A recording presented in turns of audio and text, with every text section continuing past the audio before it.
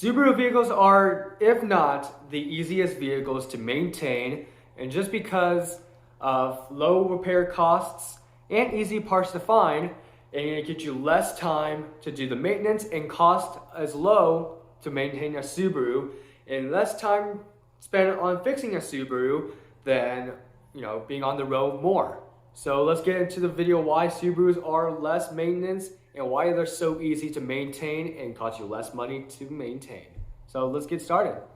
So if you can look past the maintenance flaws of different vehicles like Mercedes, BMW, Volkswagens, or any other car brands out there when you're maintaining the vehicles, yes, they can tend to be more expensive to maintain because all the computer parts, the plastic parts, other parts in general that are so hard to find.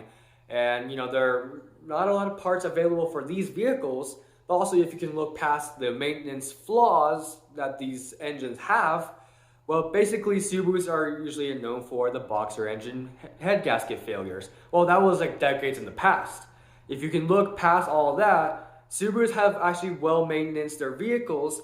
They actually have low cost of maintaining their vehicles. Parts are really available. You can see through and all that stuff. They're actually very well maintained vehicles, and the technology is less than other vehicles. Like if you say BMWs and Mercedes, they're high in technologies that make it more expensive than the average vehicle because they're more luxurious cars, and all that plastic melts, they're brittle, they peel off, they chip off, they break, and that just costs a lot more money to maintenance plastic parts inside under the hood. Well, if you think now Subarus, Subarus are very easy to find, and their parts like the oil filters are easy to find. Spark plugs, yes, they can be tedious because it's a boxer engine because all the pistons are sideways. Well, changing the spark plugs is a little difficult, but if you know what you're doing, most of the parts are easy to find and take less time to maintenance. And if you look past all the design flaws and all that stuff, you just look past it. It's just because not a lot of people know how to fix their car. They don't know how to do the engine oil change. There's a lot of people that don't know the common sense behind how to take care of their vehicles when they own the vehicles. You have to make sure that you know how to maintain your vehicles before owning a vehicle. You have to do a lot of research to know what oil specifically is designed for that engine. What spark plugs are designed for that engine, what simple maintenance is done to that engine. When you're buying a used car, what has the owner done to their vehicle in order to know what great value your engine is in. What condition is it?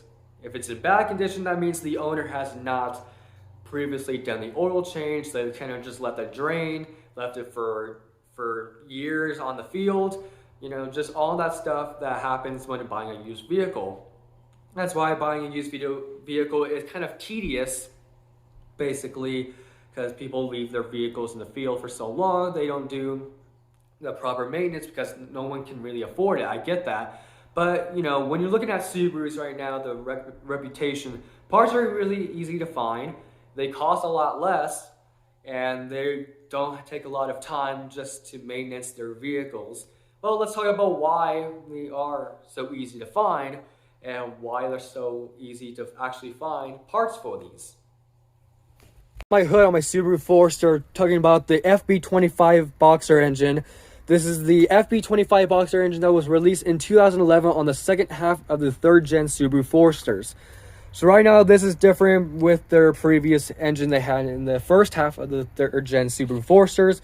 Well, it looks like it is the simple Boxer 4 engine, but they have different models of the Boxer engines. Let's just go over what maintenance to look at. So over here you have the oil filter and the engine oil. It's just so easy to look at because it's just right on top. So most of these vehicles put their engine filters, they just put it underneath the engine, and then you just have to dig your hands to the engine and just unscrew the engine. They make it so hard to unscrew because if you don't have the proper tools like the engine oil wrench, you just get that off. It's very easy to take off. And then changing engine oil is actually very easy, and they take less time just to drain all that oil out, because it just takes a few minutes just to change your oil. Which, it's common sense that people don't know how to change their engine oil, because it's not saying that they're lazy, but it's just like, well, people can't afford the maintenance costing their vehicles. Well, common sense that, you know, there's a warranty on your vehicles, because if you screw something up with doing an engine oil change, obviously you have a warranty on the vehicle. They can do it free for no cost. If you break something or, you know, do something, you know, that's going to harm your vehicle, they can do it for free with no cost, because it's under warranty. So with this Subaru Forester, yes, I can take it to a professional mechanic that knows what he's doing to change spark plugs or something like that. But doing an engine oil change on this Forester, because I've done it multiple times, I know how to do these engine changes. Because like I said, the engine oil filter is very easy to look, just to take off, because it's just right on top. Belts, it's kind of a little tedious, because you have to kind of get a professional mechanic to do what he's doing, to figure out if you want to change your belt, because it has to go in a different order. Because here's your alternator, which the alternators takes 10 minutes to know what well, they take 10 minutes if you know what you're doing to change the alternator.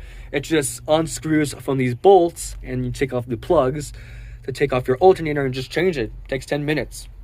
But the belts itself, they have to go in a specific order, because if you screw something up in the order, your engine's not going to run right, because it's going to have to go from the alternator crank, the water pump, the rest of the cranks over here. You know, they have to go in a different order, because why they have these, they have diagrams for their vehicles, which,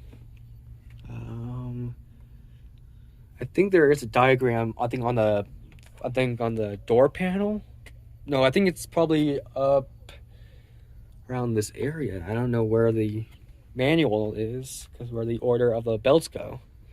Changing fluids here, you know, this is windshield washer fluid, antifreeze or whatever. You know, just get a gallon of it and just fill that up. Batteries are so easy to actually maintain and fix them, because it's right there. Fluids, you know, are very easy. Just get a quart of fluids, or just a bottle of brake fluid, because I recently just changed my brake fluid because it was running low in winter. So it's back where it's, so this is DOT3 brake fluid.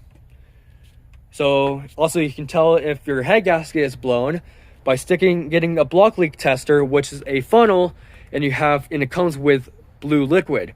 So you have to read the instructions for the block leak tester. You have to stick the funnel. It's kind of like a chemistry project, basically.